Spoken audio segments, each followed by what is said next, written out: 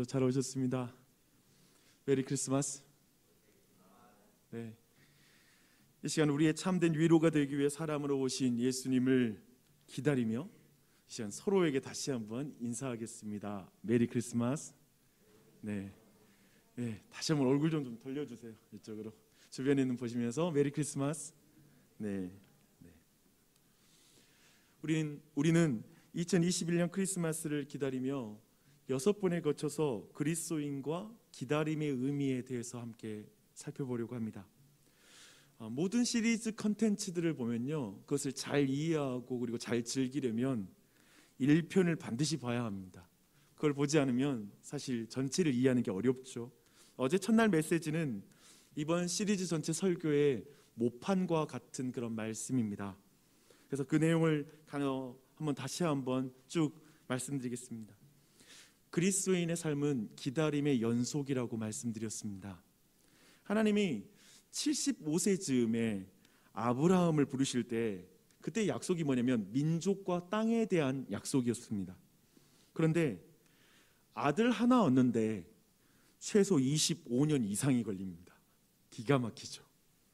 하나님의 거대한 약속, 민족을 주겠다라고 하는 그 약속과 아들 하나를 얻는 이 초라한 현실을 채우는 것은 바로 25년이라는 긴 시간입니다.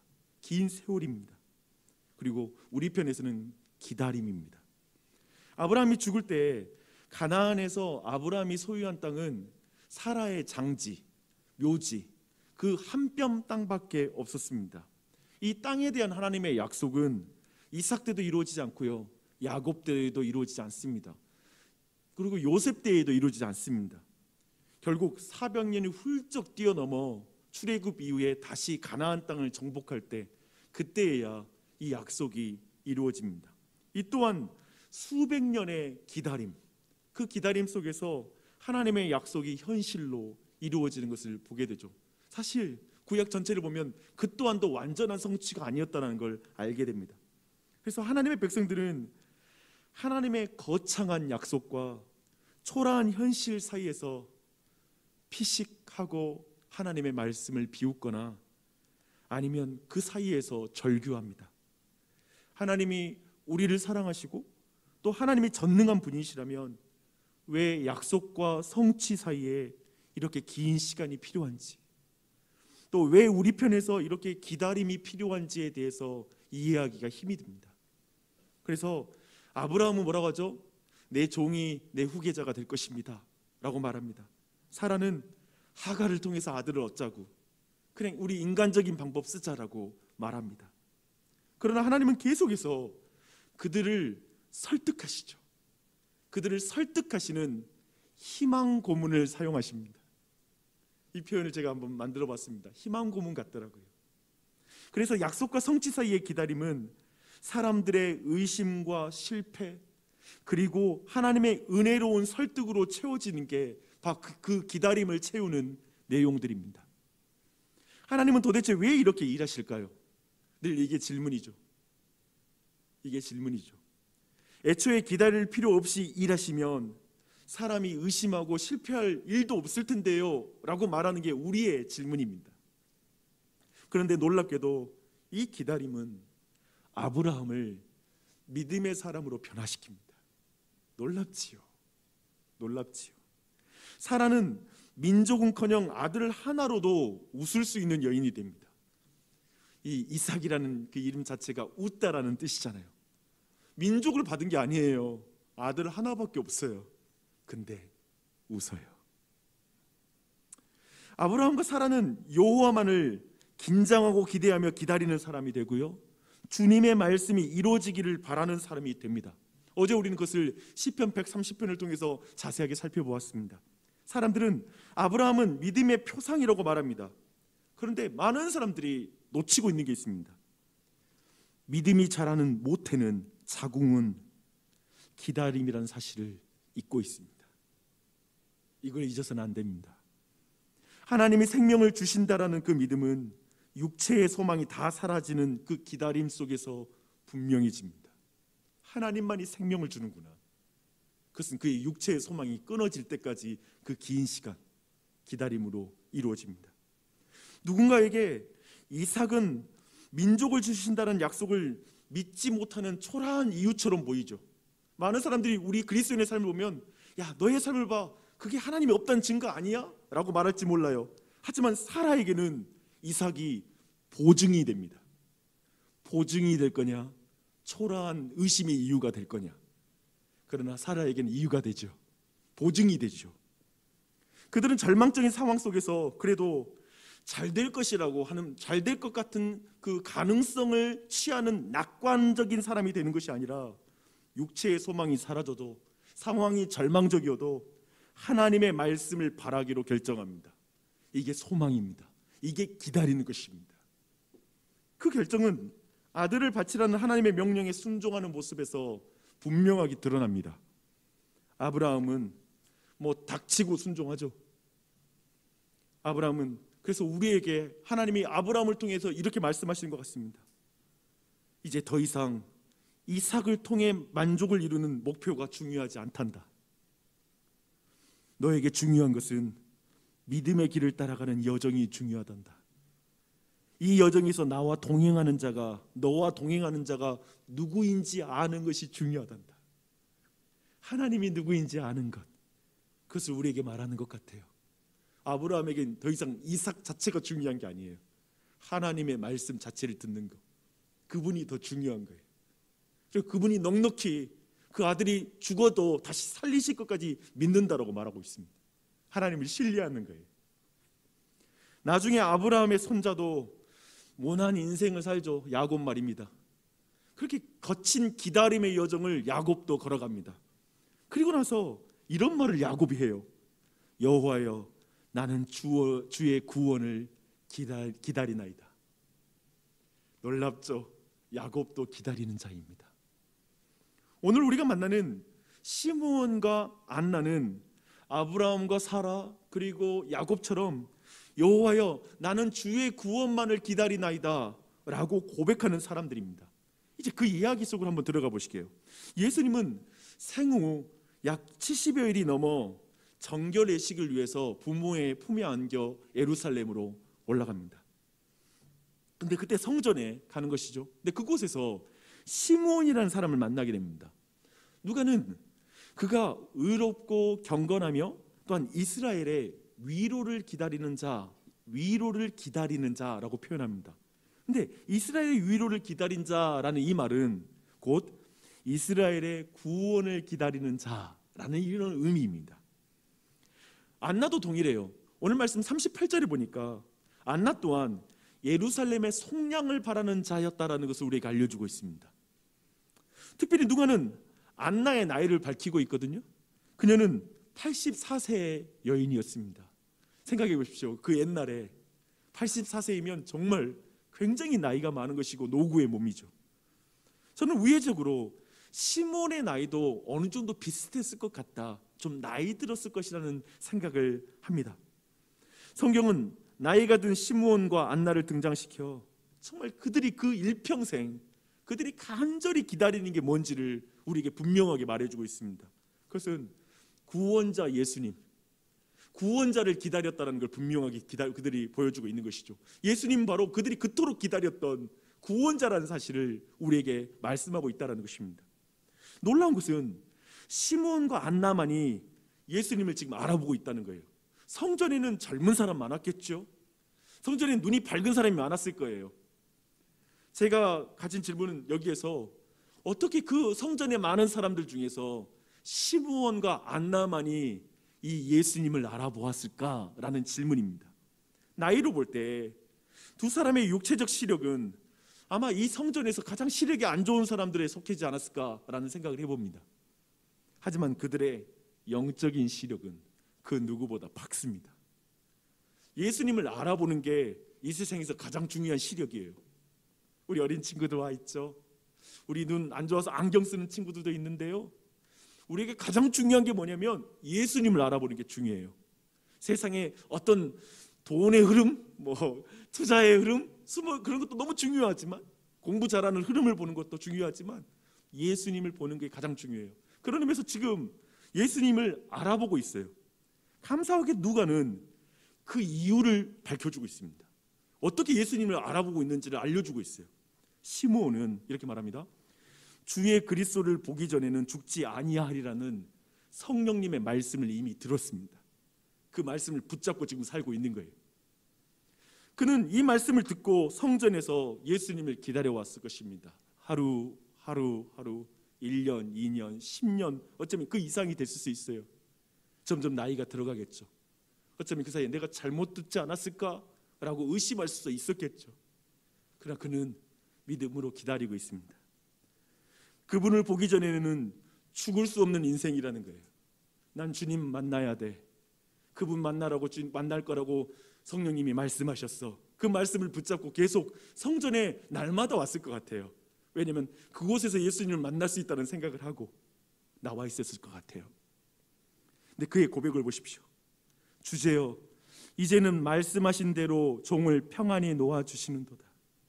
내 눈이 주의 구원을 보았사오니 이는 만민 앞에 예비하신 것이요 이방을 비추는 빛이요 주의 백성 이스라엘의 영광이니이다. 시므온은 이날만을 기다려온 거예요. 저는 이번에 말씀 계속한 이 말씀을 한 20번 이상을 들은 것 같아요. 근데 그렇게 이 말씀 듣는데 눈물이 나는 거예요. 시므온이 얼마나 이걸 기다렸을까. 그 인생 내내 그 들었던 말씀이 이루어지는 것, 하나님의 그 약속이 성취되는 걸 그렇게 기다린 거야. 근데 드디어 만난 거예요. 내 눈이 주의 구원을 보았사오니. 그토록 보기 원했던 거잖아요. 내가 주의 구원을 그토록 바란 자였잖아요. 안나 또한 마찬가지입니다. 그녀는 특별히 결혼생활 7년 만에 남편을 여인 그런 과부로 평생을 살았어요. 그런데 놀라운 특별한 표현이 있는데요. 그 이후에 그가 성전을 떠나지 않고 주야로 금식하며 기다리면서 뭘 기다렸을까요? 예루살렘의 속량을 기다린 거예요. 예루살렘을 속량할 자를 기다린 거예요. 그 세월을. 얼마나 외로웠겠어요. 남편이 없으니. 근데 진정한 신랑을 기다린 거예요. 신부인 예루살렘의 속량을 해줄 신랑을 너무나 기다렸던 거예요. 잘 보십시오. 우리가 했던 그 질문에 주목할 필요가 있습니다. 어떻게 이들만 예수님을 알아봤을까? 주님의 임재를 알아봤을까? 임마누엘 예수님을 어떻게 알아봤을까라는 질문이에요. 그것은 이스라엘의 구원을 기다리는 자, 곧 언약의 성취를 평생 동안 기다리는 사람이 하나님의 임재를 알아봅니다. 이걸 우리에게 알려주고 있습니다. 특별히 우리가 이 말씀 안에 보면요, 그들이 선지자들의 글을 깊이 살펴본 시므온이었다는 걸 우리는 알 수 있습니다.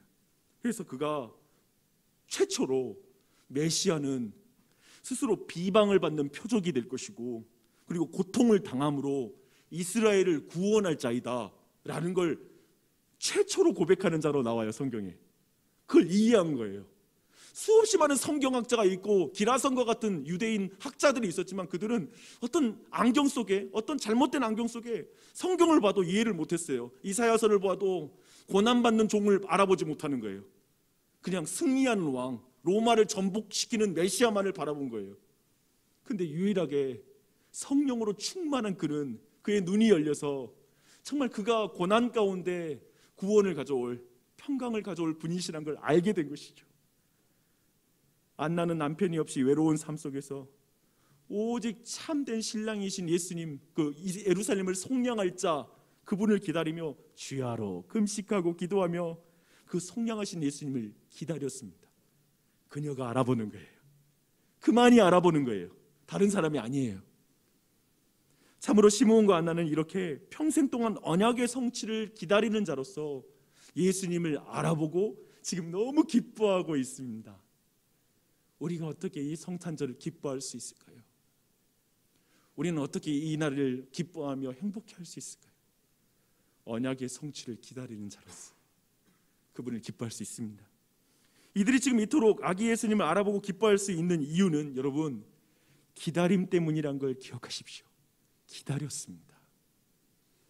시므온은 하나님께 받은 말씀이 반드시 이루어질 것을 믿고 평생을 살았습니다. 안나는 주야로 기도로 금식하며 진정한 남편이신 하나님만을 바라보며 기다렸습니다. 예루살렘을 속량하실 왕을 기다렸습니다. 아브라함과 사라처럼 그들은 믿음의 표상이 될 뿐 아니라 기다림의 표상이 되었습니다. 그렇죠? 우리도 믿음의 표상이 될 뿐만 아니라 기다림의 표상이 되어야 됩니다. 아브라함이 독자 이삭을 하나님께 바칠 때 어린 양이 예비되잖아요. 근데 시므온과 안나는 죄인을 대신하여 예비된 어린 양 예수 그리스도를 알아보고 여호와 이레, 그 실제 여호와를 만나고 그분을 찬양하고 있는 것이죠. 이 임재가 시므온과 안나를 통해 받는 크리스마스의 두 번째 선물입니다. 예수님의 임재를 알아보는 것, 하나님이 내 삶의 가운데 계시는 것을 보는 것, 그게 바로 크리스마스의 선물입니다. 우리는 시므온과 안나를 통해 임마누엘 하나님, 우리와 함께 하시는, 우리 가운데 임재하시는 하나님을 알아보는 법을 오늘 우리가 배울 수 있었어요.